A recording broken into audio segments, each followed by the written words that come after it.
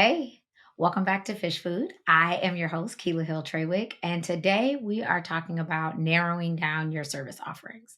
Now, it sounds counterintuitive, right? Like you think that the more offers that you have, the more money that you'll make, but it's actually not true.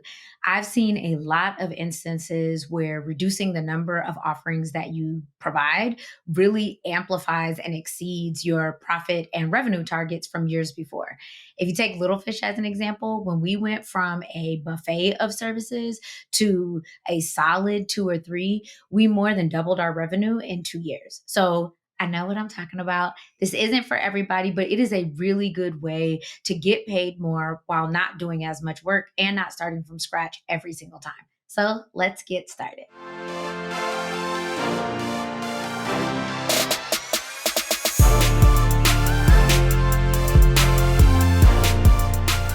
So there are a few reasons why you might want to offer fewer services. And the first is to streamline delivery.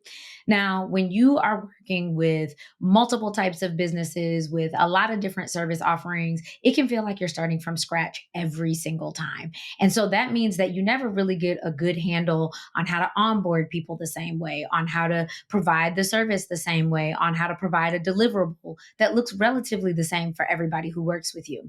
When you slow down to how many services you offer, or actually just streamline down to a lower number of services, you really have the opportunity to make those better, right? Because everyone starts looking relatively similar.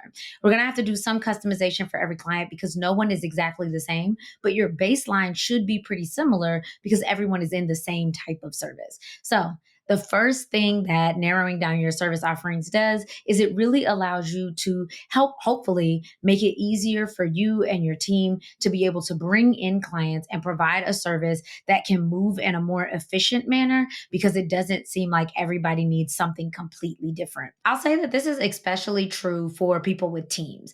You can do a lot of different things, a lot of different ways when it's just your brain in it. But when you start having to tell your team members, oh, this one has these two things, but not this third thing, and these two clients have these items, but they didn't choose this from the buffet, it can be really confusing for your team to keep up. And so, as you're expanding your team, your very small team, if you're somebody that is listening here, you still want to make sure that you're making space for the idea that the more alike people are, the more alike their services are, the better it is for your team and you to execute on what you promised. The second thing is it helps you to save on costs, right? So if everybody is doing similar services and they're down to a couple, you generally aren't going to have as high software costs, right? Because everyone is doing the same thing. And so the software that you use for client one is likely the same software that you're going to use for client two without these one offs of, well, because you have this specific thing that's off the buffet menu, I have to pay for this software or this tool specifically for the couple of people that are in here. It also allows you to keep a lean team. Now, you all know how I feel about not growing for the sake of growth, but that means that you're probably going to have a couple of really strong team members, and those people can be even stronger in terms of, like I said, executing. But that also means that they are empowered to be experts over their area because they're not trying to learn a bunch of different things for the random chance that one of 50 clients need this item. And so you're really able to cut down on costs because you potentially don't need as many people. For example, if you've got five different service offerings that have five different types of expertise in them, you may have to hire more people on the team to be able to meet those needs, even though there only might be a couple of clients that are taking option one and option four. If you're only offering two things, that could lead you to only need two people that are over those services. And again, this isn't going to be the exact same for everybody, but it does start giving you some insight as to why it might cost you a little bit less or a lot less to run your company if you don't offer as many different types of options. The third thing that it offers, and really one of the most important things for me, for Little Fish, and for our clients, is that it provides space for you to do the service better instead of constantly trying to create new ideas. If you have one, two, maybe three service offerings, you're really in a position to go deeper versus wider because you only offer those two or three things to your clients. You've got space to start asking questions. What would make this better? I've got enough of you as kind of a focus group to be able to ask what would be of more value to you. How can I provide a better service? And on top of that, how can I make sure that what you need and what we can provide are aligned, right? When you offer a bunch of different types of services, it typically opens the floodgates to you constantly creating new ways to put them together, new bundles, new services, new offerings for this particular type of client versus this client. And that can really expand your need to keep growing because you don't have really the knowledge base or expertise in one area to be able to focus on that and go hard on it. I'll give you an example. So we had a client who was an agency, a design agency, and they did everything, pretty much ran the gamut: brand design, strategy, website design, social media, logos. All of those could be purchased kind of individually or as a suite or as a bundle of different things. You might even be able to come in and say, hey, I need this, and they would figure out some way to build it for you.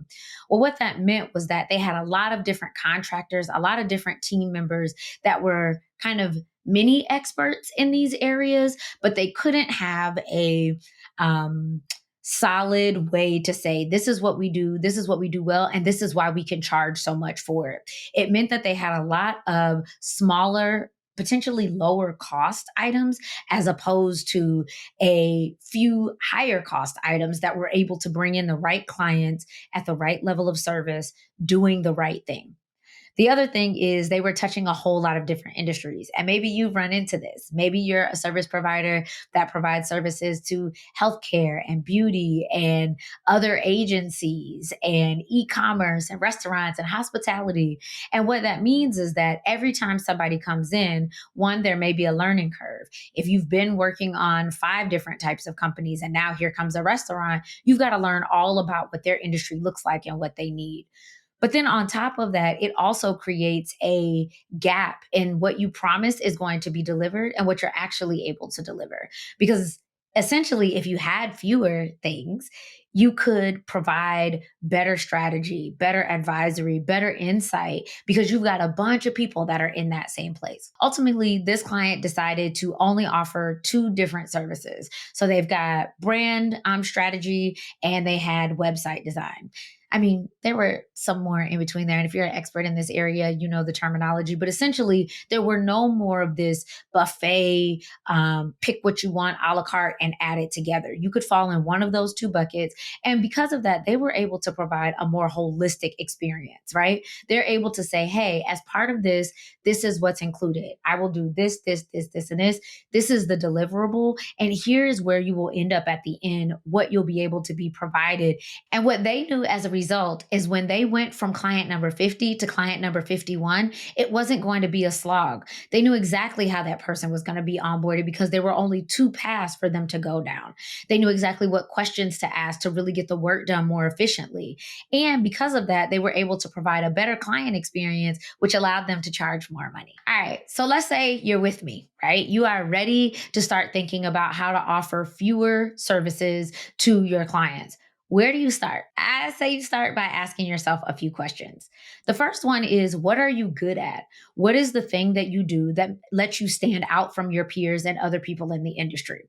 It doesn't mean that you have to be perfect, but it does mean that you are coming into the game with something that says, I am different and here is why. I'm not a marketing expert, but I know that this works. The next thing is, what do you want to do? Realistically, just because you can doesn't mean that it's a best fit for you. So in this case, yeah, that ad agency or that design agency was great at making logos, but does that mean that they should offer that as a single package? No. And designers out there, I know that you agree with me when I say it is not just a logo. So that's an aside. But the end result is this idea that like, just because you are able to doesn't mean it should be an individual service offering. Maybe you want to roll that into something else. Maybe you want to decide that that's something that you don't offer at all. But you want to start thinking about what brings you joy? What do you feel good about offering to your clients? And what do you think would be most valuable to them, given your knowledge and experience in the area, that you really can provide more value because you're focused on the thing that you want to do and you're good at? Then the next question is, what can your bandwidth and your team support? Remember, the idea isn't to just get full.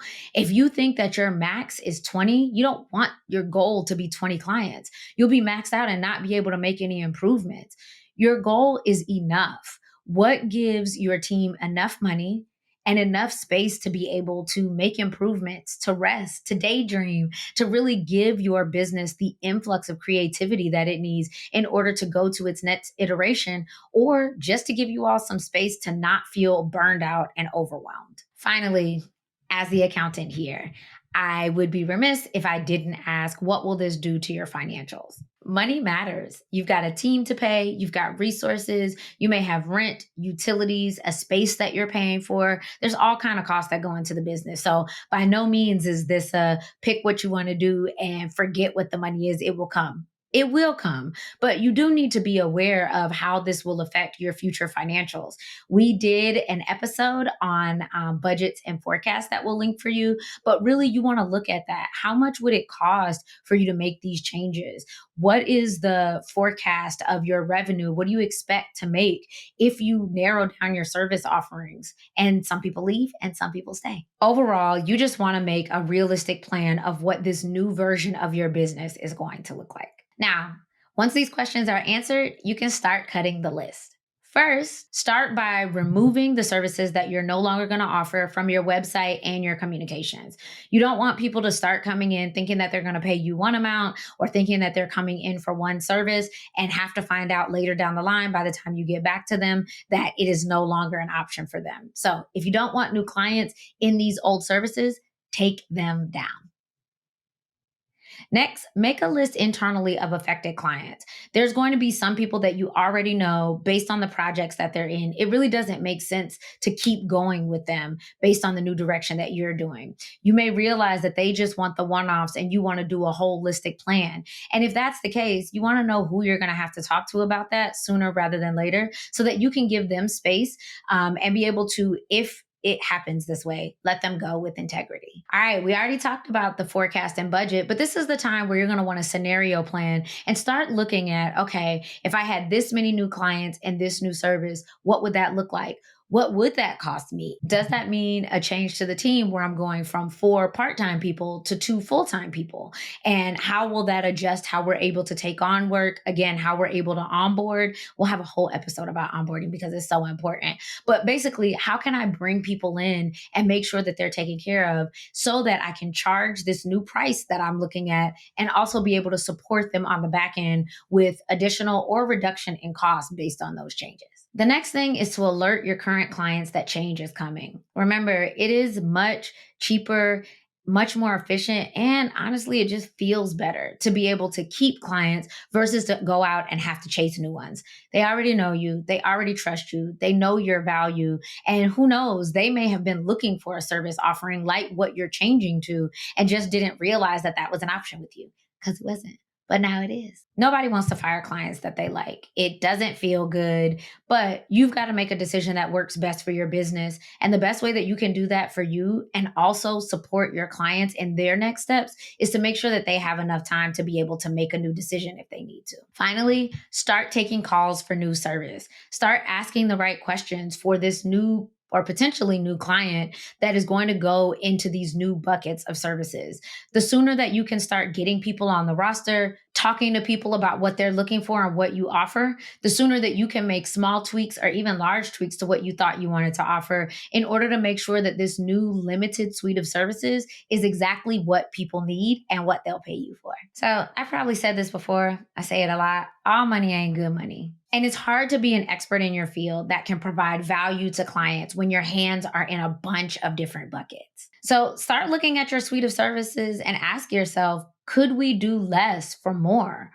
Are there opportunities where we could provide less options with a more valuable service to the right clients at the right price instead of a suite that everybody just gets to choose from that ultimately can burn you out, put you in a position where you're doing work that you don't really want to do, and maybe not really serving your client in the best ways? At the end of the day, this decision could change more than your business. It could change your life.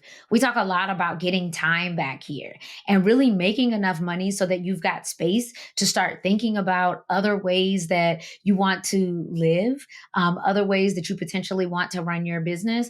All of that starts from a place of you not being full and you not being frazzled. So take advantage of this opportunity to just reimagine new ways that your business could look. Thank you so much for joining me today. If you would like to learn more about Little Fish's suite of services or get access to new goodies like our finally coming resource library, click the link in the show notes in order to sign up for our newsletter. Talk to you next week.